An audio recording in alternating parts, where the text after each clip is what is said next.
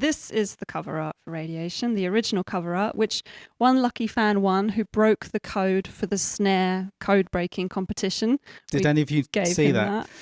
The artwork for Snare has an insanely difficult piece of cryptic code all over it, with no clues about how to solve it. It's basically proper spy stuff, proper spy shit.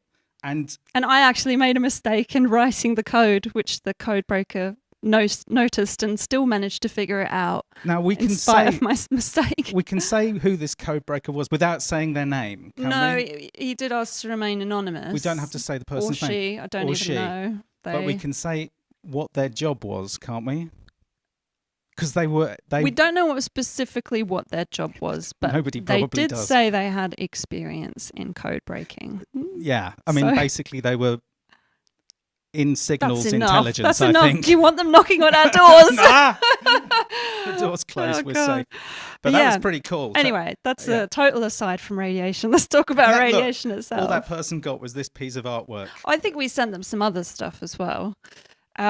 But yeah, I'm going to talk a little bit about the inspiration for Radiation before we go into what made it, because at the start of making an album, lots of stuff's floating around in our head and we don't really know what's going to come out in the album. But thinking back, these things were in the album. So okay, go for it. If you hit play, Chris, we'll see a bit of footage. So a friend had given us a CD of Fête de Belzo by Olivier Messiaen.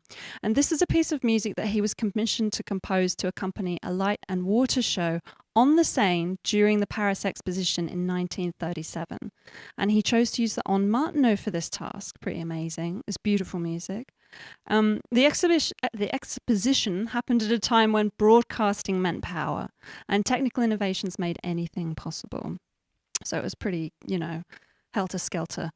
But it was also a time under threat of imminent war. The exposition, as you can see, placed the Soviet and the German pavilions directly across from each other, challenging each other, and they were in such fierce competition that they were the only two monuments to be completed in time for the opening.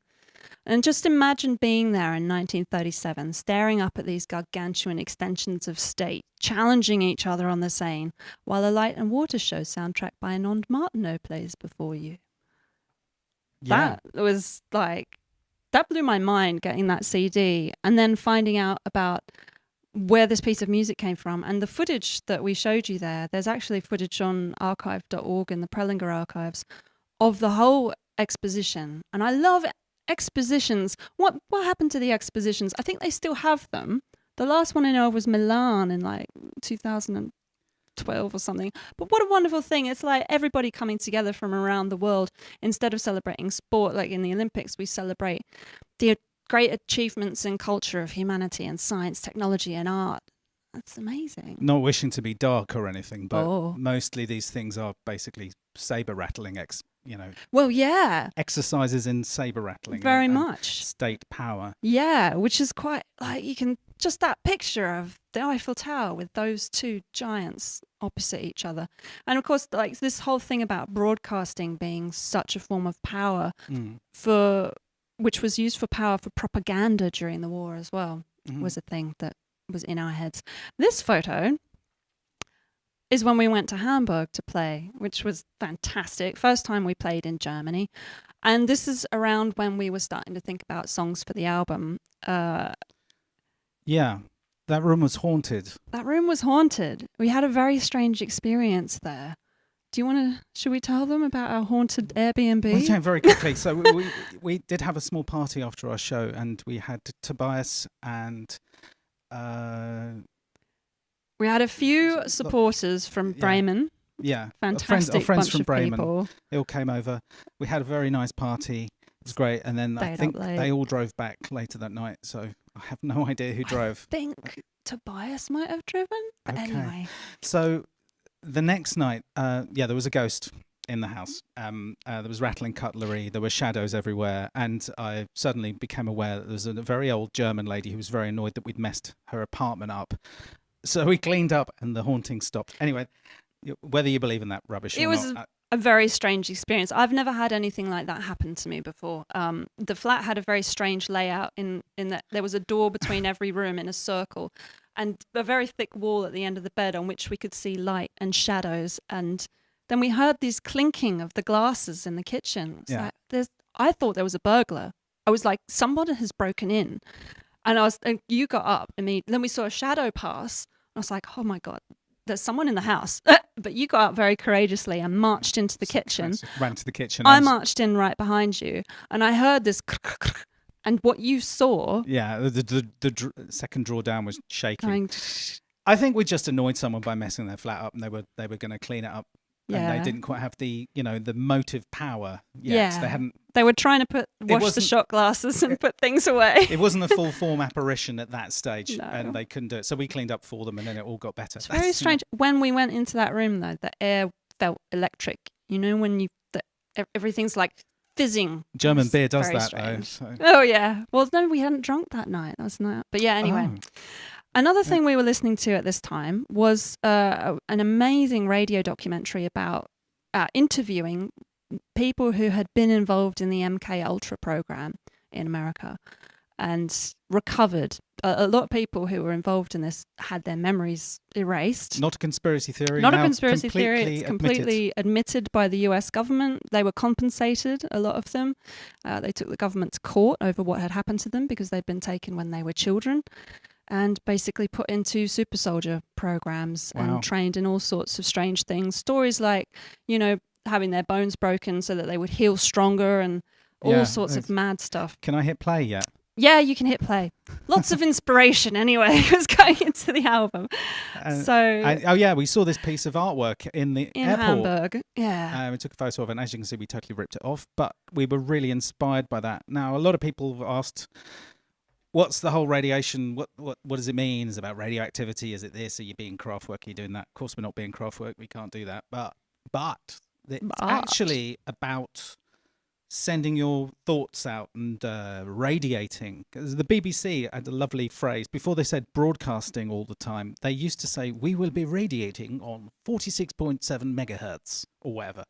They seemed like a lovely verb to me. Yes. To radiate and to transmit things. So the idea of radiation is actually not so much to talk about radiation, but actually to talk about broadcasting, sending your stuff out into the universe. And that's what happened there. So that was an initial bombshell image for us that was a really big seed for creating ideas. You can hit play. So originally we were going to use it for tin can telephones. So I did a bunch of different ideas based around this woman with the mast, in this case incorporating the tin can telephone. But we ended up going in a different direction with that, as you know, completely different limited edition artwork. Mm-hmm. And then so we decided to start using it for radiation, and I tried all sorts of different configurations, and I thought, no, that German guy who did the originals hit the nail on the head. There was even an idea at one point to do 100 different radiating patterns, have completely unique covers for every one, but abandoned that as well. That was preposterous. Lots of different radio towers there. Oh, and then we started involving the Xenocards, because we were thinking about ESP, which is another form of broadcasting. Again, this kind of came from the MK Ultra thing. You all know what Xenocards are, right? Are those cards that they use when trying to do ESP experiments? Start of Ghostbusters.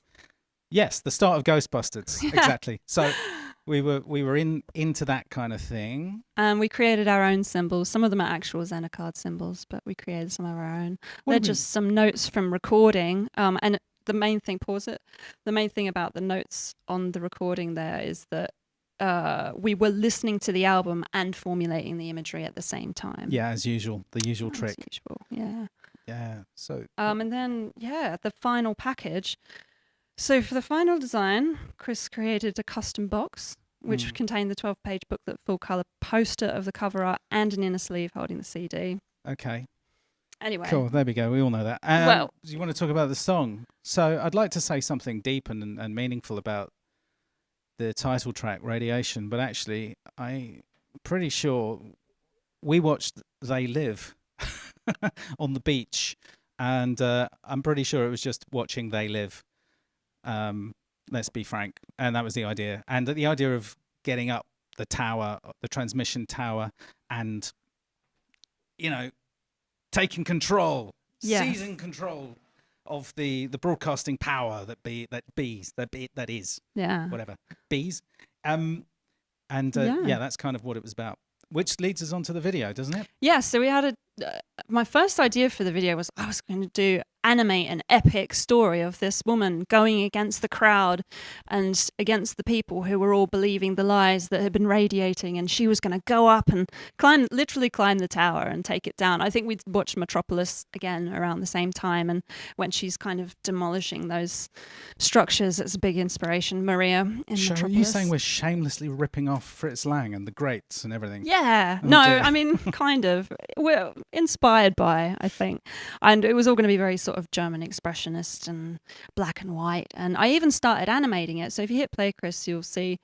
So there's no sound on this, but you can get a glimpse of what the animation was going. What are we looking at here? Yeah, so basically I started animating it and was doing it at very low frame rate because I'm only one person and it's a lot of frames to animate for a full length song. And then I kind of realized, I don't have time to do this around, work and everything. It just wasn't possible to do a 4-minute animation. This may be a theme that recurs. Yeah, but I was surprised looking back how far I actually got with it. So I'll share this for the Ampled fans on the Ampled page, so you can see how far we got. And then we went in a completely different with the direction. music, so you might have seen this already. So here it. This is just a few different clips. We basically multiplied ourselves. There's the actual footage of us against the green screen. Pretending to play. And we have these radiating patterns, one of which was made using like an app on Chris's phone, which we captured the video from. Now, this is really, I really like, I mean, if I can just say, I love what you did. Pause it. That solarized effect and the throbbing sort of thing there. Yeah, we were thinking, we wanted it to look like a solarized photo, basically. Zap. Yeah. And then, just are those playing 3D with... animated rings you've done in the background? Yes, they are. Well done.